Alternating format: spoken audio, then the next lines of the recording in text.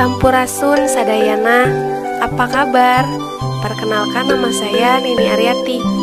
Saya merupakan masyarakat biasa yang mempunyai mimpi besar untuk memajukan daerah tempat asalku lahir. Keseharianku saat ini adalah bermain sekaligus berbagi ilmu dengan anak-anak.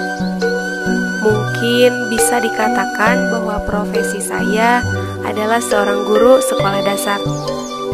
Walaupun masih seorang guru honorer, tapi saya senang sekali karena saya bisa berbagi ilmu kepada anak-anak.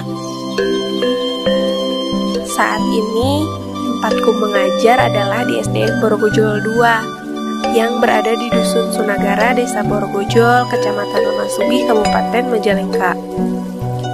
Ngomong-ngomong Desa Borogojol ini berada di kaki Gunung Cakrabuana, tepatnya di sebelah selatan Kabupaten Majalengka. Desa Borogojol ini merupakan desaku. Desaku berada di sebuah perbatasan yang dikelilingi langsung 4 kabupaten sekaligus, yaitu Kabupaten Garut, Kabupaten Sumedang, Kabupaten Ciamis, dan Kabupaten Tasikmalaya. Desa Borogojol terdiri dari 5 dusun, yaitu Dusun Babakan Gintung, Dusun Sunagara, Dusun Batu Balai, Dusun Angkarya, dan Dusun Cikiung.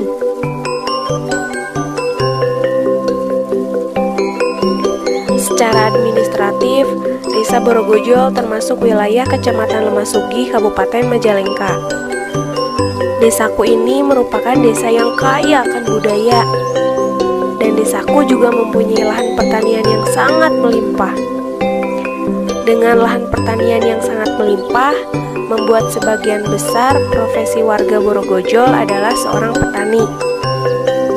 Namun, di balik kehidupan masyarakat Desa Borogojol yang saat ini sudah berkembang dan sudah menuju ke arah kesejahteraan, terdapat sebuah cerita dan sejarah panjang di masa lalu. Asal muasal berdirinya Desa Borogojol hingga menjadi seperti sekarang ini.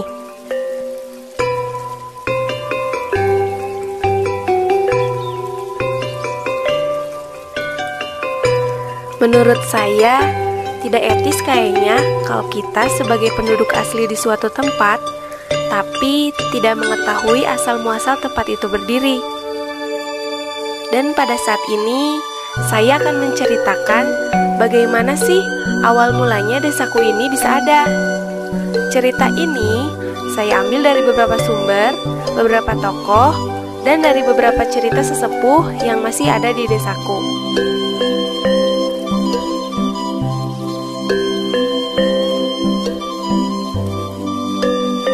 Cerita berawal dari sebuah dusun yang dinamakan Dusun Gintung, yang sekarang menjadi Dusun Babakan Gintung. Konon katanya, dulu Dusun Gintung tidak boleh melebihi dari 40 rumah. Karena pada saat itu, warga sekitar mempercayai apa yang buyut mereka katakan.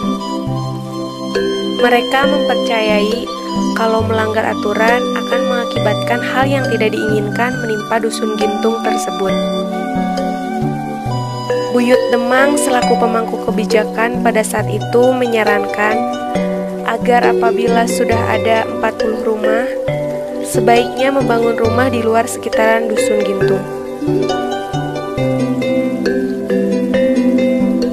Singkat cerita, di dusun tersebut terdapat seorang petani gula aren yang mempunyai kesaktian dan ilmu kanuragan yang sangat tinggi. Beliau bernama Indra Bangsa. Walaupun beliau mempunyai kesaktian yang tinggi, tapi beliau tetap menunjukkan sikap yang rendah diri, tanpa menyombongkan diri atas kesaktian yang beliau miliki. Suatu hari, beliau pergi berdagang gula aren ke arah Mataram. Tiba-tiba, di tengah perjalanan, beliau melihat ada sebuah kerumunan masyarakat yang sedang melihat dan mengevakuasi 7 ekor sapi pembawa barang yang terjerumus ke dalam lumpur. Indra Bangsa pun menghampiri kerumunan tersebut, dan beliau melihat bahwa tidak ada suatu orang pun yang bisa mengevakuasi 7 ekor sapi tersebut untuk diangkat berangkat ke daratan. Orang-orang di sana pun satu persatu pergi meninggalkan 7 ekor sapi yang sedang terjebak itu, sebab di antara mereka tidak ada seorang pun yang bisa menyelamatkan 7 ekor sapi tersebut. Saat situasi sedang sepi, tiba-tiba saja indra bangsa menghampiri 7 ekor sapi tersebut dan mengangkatnya satu persatu ke darat dengan kesaktiannya. Tanpa disadari, ternyata ada orang melihat kejadian tersebut. Orang tersebut pun terkejut dan segera menyampaikan kejadian tersebut kepada warga yang lainnya. Kejadian itu pun menyebar dan terdengar ke kuping Raja Dalam Sumedang yang sedang berseteru dengan kerajaan Galuh. Raja Dalam Sumedang pun berpikiran bahwa dia adalah orang yang sangat sakti dan bisa dijadikan tameng untuk melawan kerajaan Galuh. Raja Dalam Sumedang pun langsung memerintahkan prajuritnya untuk mencari orang sakti tersebut. Prajuritnya pun langsung berangkat mencari orang sakti tersebut. Singkat cerita, prajurit Dalam Sumedang bertemu dengan indra bangsa. Tak berpikir lama, prajurit tersebut langsung membujuk indra bangsa untuk ikut ke kerajaan Dalam Sumedang. Namun, indra bangsa menolaknya. Hingga perkelahian pun terjadi dan tentunya dimenangkan oleh indra bangsa. Informasi pertikaian utusan Raja Dalam Sumedang dengan indra bangsa sampai ke telinga Raja Mataram. Mendengar bahwa ada seseorang yang sakti di luar Mataram, Raja Mataram sedikit cemas karena bisa menjadi sebuah ancaman bagi kerajaan Mataram. Raja Mataram pun memerintahkan salah satu prajuritnya yang sakti bernama Jagogati untuk membawa indra bangsa ke Mataram. Dan Raja mengamanatkan apabila tidak bisa membawa indra bangsa ke Mataram, maka jangan pulang ke Mataram. Kalau pulang dengan tangan kosong, maka akan dibunuh oleh Raja. Jagogati pun segera bergegas mencari indra bangsa. Tanpa tahu keberadaan di mana, tetapi Jagogati tidak menolak perintah Raja. Sesuai informasi yang beliau tahu dari kerajaan Dalam Sumedang, beliau pun terus mencari keberadaan indra bangsa. Singkat cerita, Jagogati menemukan indra bangsa. Jagogati pun langsung menghampiri indra bangsa dan membujuk agar indra bangsa menuruti permintaan Jagogati ikut ke kerajaan Mataram. Namun, indra bangsa tidak mau menuruti permintaan Jagogati. Hingga akhirnya, tanpa basa-basi, Jagogati pun langsung menyerang indra bangsa. Dan perkelahian pun tidak bisa dihindarkan. Indra bangsa sempat kewalahan menghadapi Jagogati. Dengan kesaktian yang dimiliki, indra bangsa berhasil mengalahkan Jagogati.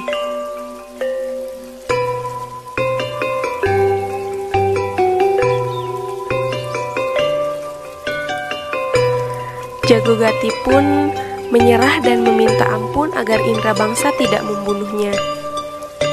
Beliau meminta agar diberikan tempat pemukiman untuk hidup, karena jika pulang ke Mataram, beliau akan dibunuh oleh Raja Mataram. Indra bangsa yang baik hati pun berkata, "Kalau kamu tidak mau pulang ke Mataram, silahkan tinggal di sini, tapi jangan membuat pemukiman di dusun ini, karena di dusun ini dibatasi hanya untuk 40 rumah. Kalau kamu bersedia, akan saya antarkan ke salah satu tempat yang berada jauh di kaki gunung Cakrabuana," ujar indra bangsa, yang sekarang menjadi dusun Sunagara, bagian dari salah satu dusun yang ada di desa Borogojo. Selang waktu yang begitu lama, Raja Mataram geram karena Jagogati tidak kunjung datang membawa indra bangsa ke Mataram. Raja pun memerintahkan utusan lainnya, yaitu Borogogati, selaku adik dari Jagogati, untuk menyusul Jagogati mencari indra bangsa. Mendengar perintah raja tersebut, Borogogati dengan semangatnya melaksanakan perintah raja. Apalagi sang kakak Jagogati masih ada di sana. Borogogati pun langsung bergegas menyusul Jagogati mencari Indrabangsa. Tak butuh waktu lama untuk Borogogati menemukan Indrabangsa. Borogogati langsung menanyakan keberadaan kakaknya, yaitu Jagogati. Indrabangsa pun menjawab dengan nada bijak. Jagogati sudah saya tempatkan di salah satu tempat di kaki Gunung Cakrabuana. Namun, Borogogati malah menyerang Indrabangsa, dan perkelahian pun tidak bisa dihindarkan.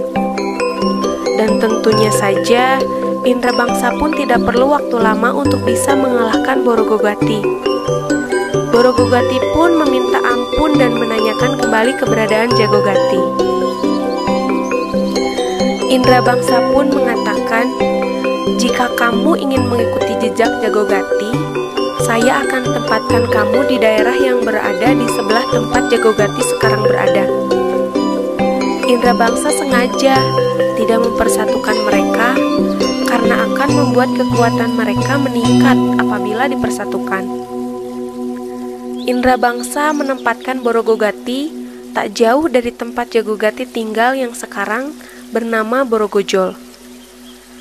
Karena Jagogati dan Borogogati tidak bisa pulang ke Mataram, sebab kalau pulang pun mereka akan dibunuh.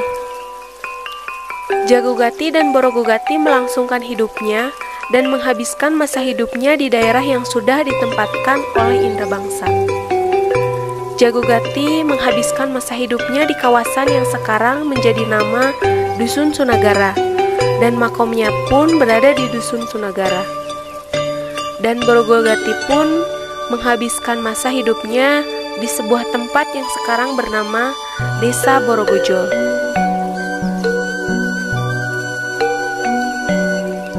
Jadi, bisa diambil kesimpulan bahwa nama Desa Borogojol itu diambil dari nama Karuhun Eyang Borogogati.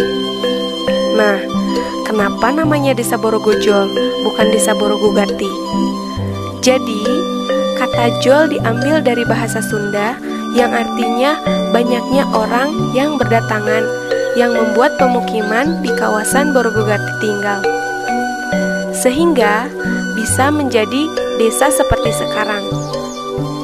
Berbeda dengan tempat Jagogati ditempatkan oleh Indrabangsa, yang berada lebih atas dari Borogogati tinggal, yang tepatnya lebih landai hingga dijadikan suhunan, dan jarang orang yang bermukim di sana.